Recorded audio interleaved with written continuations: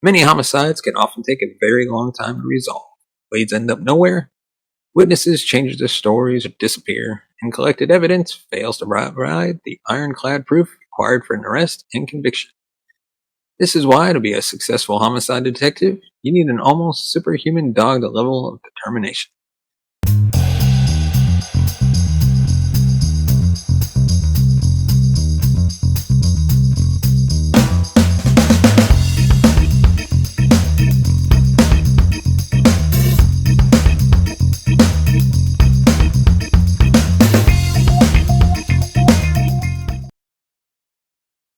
Welcome to the True Crime Never Sleeps podcast. I'm your host, Larry Leese. And on a special episode, we dive into the top 12 cold cases that were solved in 2022. I am your host, Larry Leese. But before we dive in, we'd like to thank our sponsor, Pondex, for sponsoring this episode. You can save 10% off your order at Pondex.com by using the promo code Larry21. What is Pondex? Pondex is a resource tool for podcasters looking to grow your audience and get more engagement. Just check them out today at Pondex.com and use the link in the description. And you can also be a part of the show by sending us a voicemail at 682-305-0483. And now, without further ado, we dive into 12 cases that were finally resolved in 2022. After watching hours upon hours of true crime TV shows and documentaries, many often tell themselves, I'd be a great homicide investigator. I know I've probably said those words myself. However, along with having a strong stomach, there is one important qualification to have. Many homicides can often take a very long time to resolve. Leads end up nowhere, witnesses change their stories or disappear, and collected evidence fails to provide the ironclad proof required for an arrest and conviction. This is why, to be a successful homicide detective, you need an almost superhuman dogged level of determination. Luckily for those looking for closure, the profession draws those who have this quality, proven by the many decades-old cases which finally see a resolution year after year. Closed cold cases provide closures, and they also let killers know that homicide investigators will not stop until they are in jail. These are 12 of the most unresolved cold cases that were finally resolved in 2022. Starting off with Anna Kane. Tamika Reyes was just 9 years old when her mother, Anna Kane, was discovered strangled and abandoned in the woods outside of Reading, Pennsylvania, in 1988. According to CNN, police had no leads, despite the local news running a front-page story seeking information from the public. That is, until 15 months later, a mysterious letter appeared on the editor's desk. This letter contained information that only the killer would know. The saliva on the envelope matched that found on Kane's clothing. However, since this was only the 80s, it would take a while before genetic genealogy would be able to help police track down their suspect. Police identified their suspect in 2022 when DNA information provided to public websites by members of the killer's family allowed authorities to pin down Scott Grimm, a resident of the area who had never been charged with a crime. Sadly, he died in 2018 without facing justice. Police managed to obtain a sample of his DNA to match the evidence retrieved from the letter. Next up, apologies if I butcher these names wrong, but Aseneth Ducat. Back in the early 80s, the community of Columbus, Ohio was shaken by the murder of Ducat. Ducat was only 8 years old when she was grabbed by a stranger and killed with a rock in a shallow stream as she walked home from school. Police believe the killing was part of a series of attempted child abductions going on in the area that year and the following years. They looked into countless potential suspects and even ended up using the technique of hypnotizing suspects in hopes of obtaining a confession. Like other cold cases, the identification of the killer was made through a DNA match. In 2008, police found a potential match with the DNA profile of Brent Strutner, a local who ended up committing suicide in 1984 and was actually one of the original suspects. And in 2022, police finally named Strutner as the murderer. Next up is Brittany Drexel. In 2009, 17-year-old Brittany left for spring break without permission from her parents, Dawn and Chad Drexel. She never returned from Myrtle Beach, Florida. She was taken by Raymond Moody, who was previously a person of interest in Brittany Drexel's disappearance back in 2012. However, they never had anything solid connecting him to the crime. Thanks to advances in GPS technology, law enforcement was able to pinpoint the location where Brittany disappeared better than their previous attempts. This led to them finding surveillance footage implicating Moody in the crime. Police eventually got him to confess and led them to Brittany's remains. Despite his cooperation in October 2022, Moody was sentenced to life in prison and 2 consecutive 30-year sentences, meaning the 62-year-old would never walk the earth as a free man again. Next up, Joette Smith. Santa Cruz, California restaurant owner Joette Smith's murder occurred after what should have been an innocuous circumstance. Back in 1983, Smith turned down a stranger's request for a date, and that same day her body was found in a nearby river, shocking a tight-knit community. According to the LA Times, the murderer, Eric Drummond, was a customer, and the possibility of no obvious connection with Smith is why it took police 5 years to identify him as a suspect.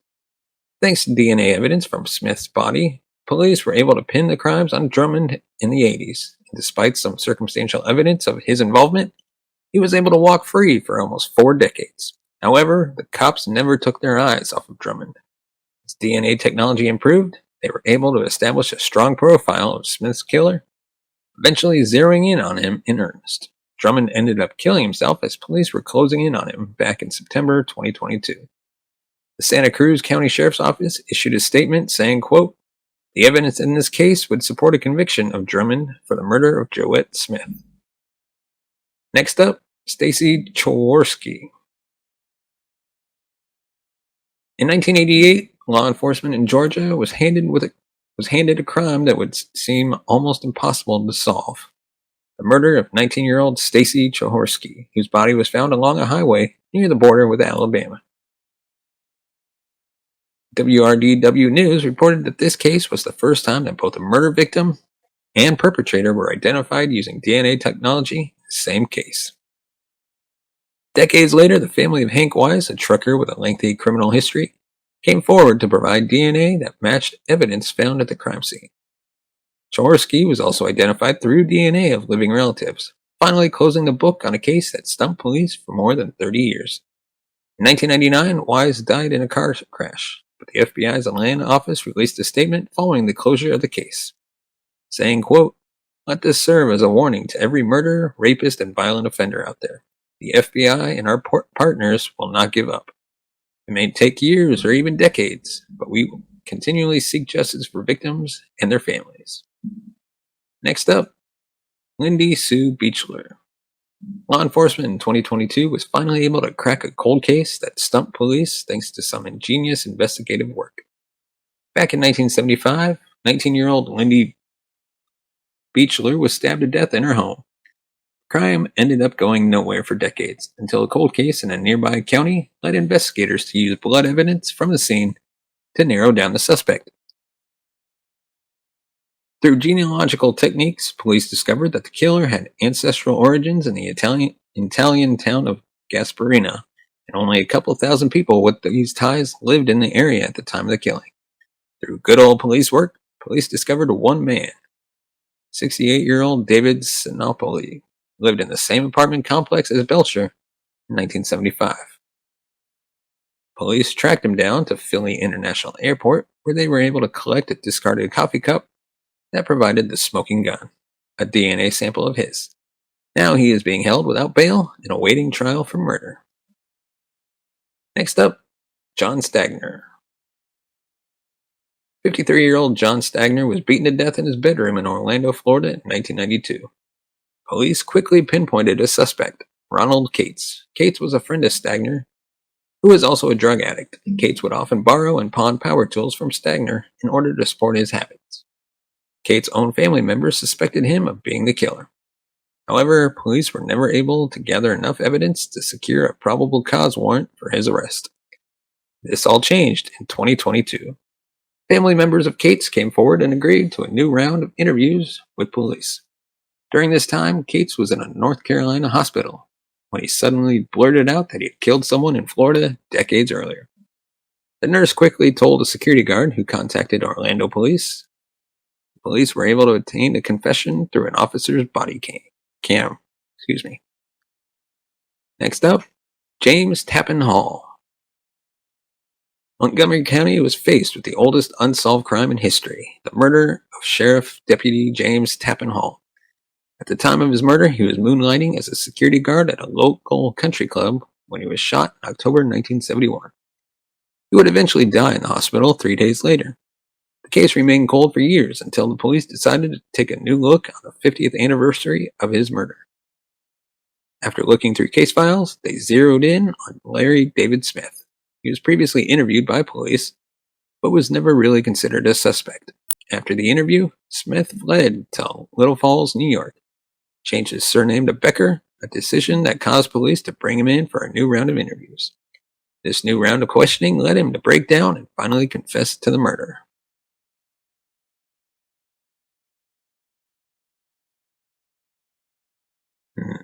Next up is Joyce Meyer.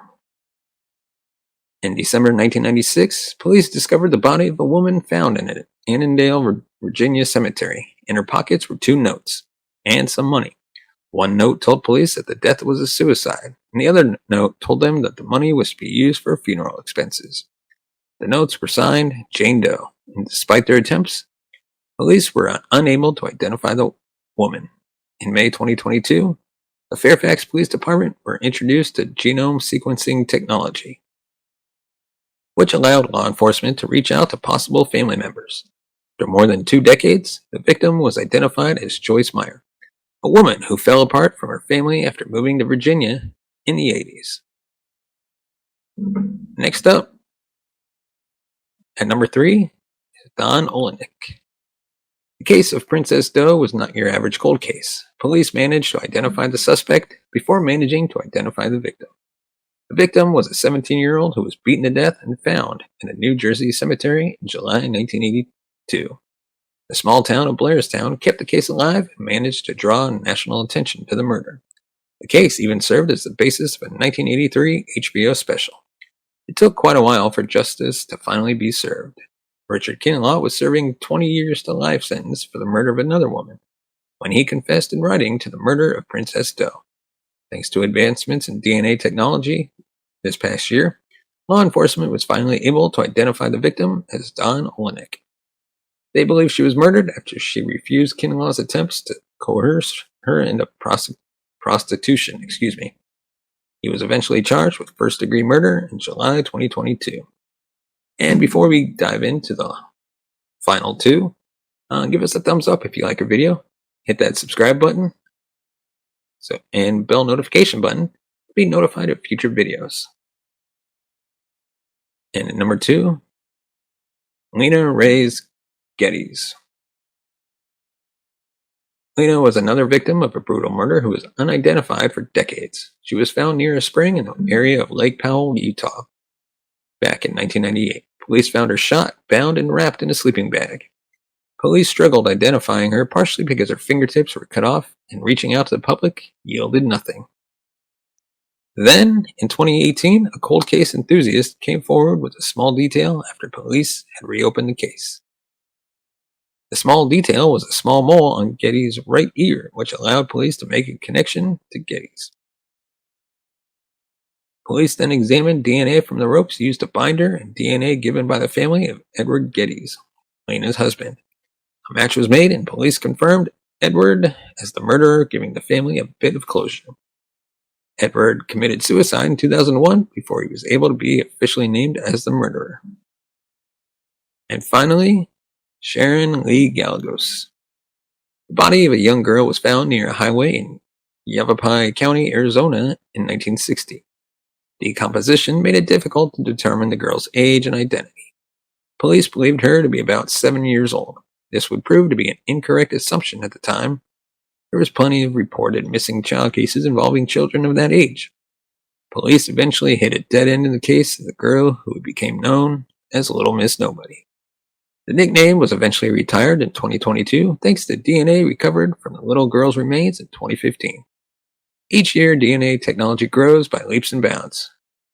And while no strong DNA profile could be created at the time, 7 years later, the girl was eventually identified as Sharon Lee Gallegos, a 4-year-old who was abducted from her grandmother's home in New Mexico. Sadly, the 6-year-old cold case has only been partially solved. Cops are still looking for Gallegos' abductor. It's a strong possibility that her abductor is still alive, and police will eventually catch up to them. So these are our top 12 solved cold cases of the year, and I'm kind of excited to see what 2023 brings in terms of solving cold cases. So before we go, I want to ask you, is there a case you believe that will be solved in 2023? If so, let us know the case. I'm going to say, for me personally, with all the continued focus on DNA analysis and technology, I want to say we'll finally figure out who killed JonBenet Ramsey. I think by the end of the year, we'll finally know. But before we go, if you want to support the channel, you can buy us a coffee at buymeacoffee.com/TCNS. Your support helps the channel grow, upgrade our equipment, bring in new hosts, pay them, and hopefully take this show on the road. As always, thank you so much for watching and listening. And don't forget to find us on Good Pods and leave us a review. And we'll see you next time.